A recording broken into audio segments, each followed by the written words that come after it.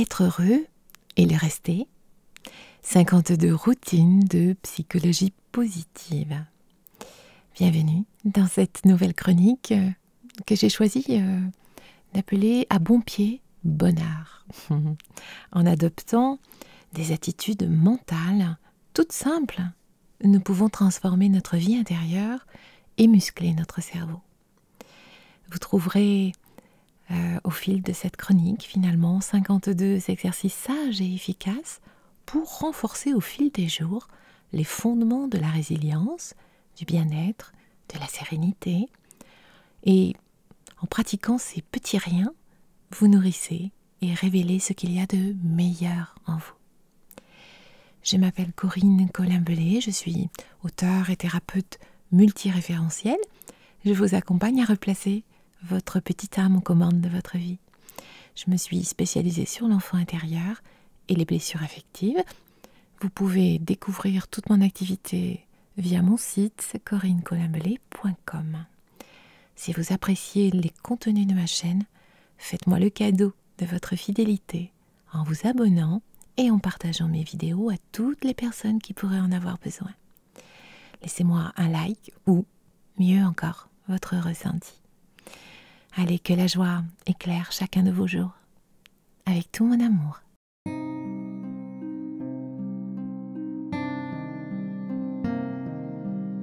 Il y a du bon en chacun de nous, mais il est souvent plus facile de le voir chez les autres que chez soi. Prenez le cas d'un ami. Qu'est-ce que vous aimez chez lui? Y compris des qualités telles que le sens de l'humour, l'équité, l'honnêteté, l'intelligence, la spiritualité, la patience, la passion, la serviabilité, la curiosité, la détermination, le talent, le courage ou la générosité. Percevoir ces traits positifs chez votre ami est rassurant ou agréable, encourageant. Il est bon de reconnaître ce qui est bon chez quelqu'un. Mais chez vous aussi. Chacun de nous est une mosaïque. Un grand nombre des carreaux qui nous composent sont beaux. Certains sont neutres et quelques-uns mériteraient, disons, d'être améliorés. Il est important de voir l'ensemble de la mosaïque. Pourtant, à cause du penchant négatif du cerveau, nous avons tendance à nous fixer sur ce qui ne va pas. Si vous accomplissez 20 tâches dans une journée et que 19 d'entre elles se passent bien, à laquelle penserez-vous? Probablement à celle qui s'est moins bien placée. Notre cerveau bâtit de nouvelles structures en se basant essentiellement sur ce qui occupe notre attention. Les neurones qui s'activent ensemble se raccordent ensemble. En vous focalisant sur les mauvais carreaux de votre mosaïque, vous renforcez le sentiment latent d'être médiocre, plein de défauts ou inférieur aux autres. Vous faites obstacle au développement de la confiance, de l'amour-propre, favorisé par la reconnaissance des bons carreaux. Les conséquences du penchant négatif du cerveau sont injustes. Elles n'en demeurent pas moins puissantes et expliquent en grande partie que la plupart d'entre nous aient le sentiment de ne pas être à la hauteur, de douter d'eux-mêmes.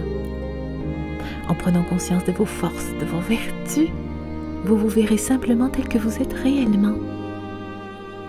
Puis, en reconnaissant ce qui est bon en vous, vous vous sentirez mieux à l'intérieur, vous craindrez moins d'être rejeté par les autres et vous chercherez à réaliser vos rêves en croyant plus volontiers à vos chances de succès. Qu'en pensez-vous? Alors comment cela? Choisissez un élément positif en vous. Peut-être êtes-vous particulièrement aimable, ouvert, consciencieux, imaginatif, chaleureux, perspicace ou tenace.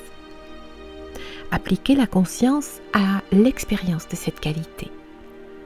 Explorez les sensations corporelles, les tonalités émotionnelles, l'ensemble des attitudes ou des points de vue qui l'accompagnent. Prenez le temps d'intégrer que vous possédez bien cette qualité. Tâchez de vous en convaincre. Cherchez des signes de cet aspect positif pendant une journée ou une semaine. et ressentez-le quand vous l'aurez trouvé.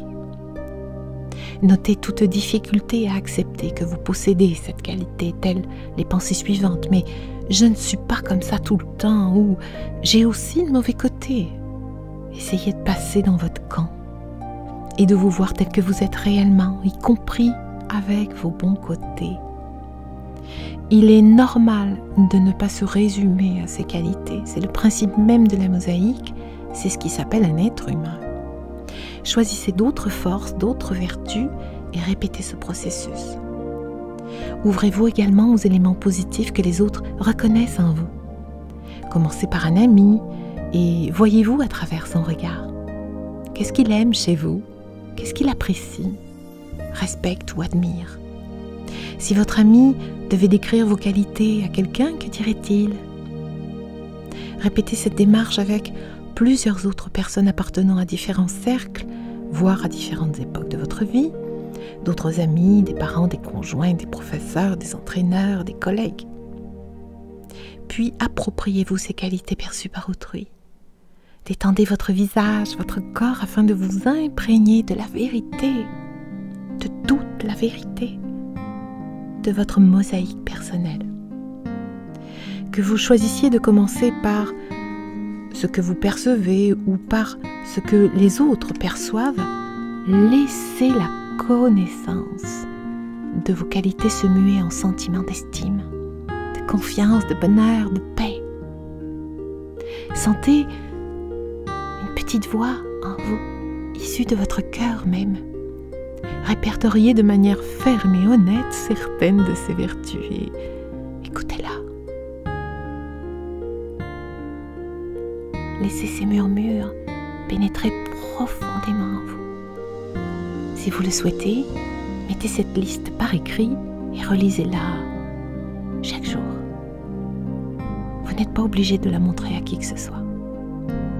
Au fil des jours, recherchez des illustrations de votre intégrité, de votre courage, de votre prévenance ou d'autres caractéristiques positives. Lorsqu'elles vous apparaissent, ouvrez-vous au sentiment de bien-être qu'elles entraînent en vous et laissez ces moments de bien-être remplir peu à peu votre cœur et vos journées. Allez, promettez-vous d'être doux et bon avec vous. À tout bientôt!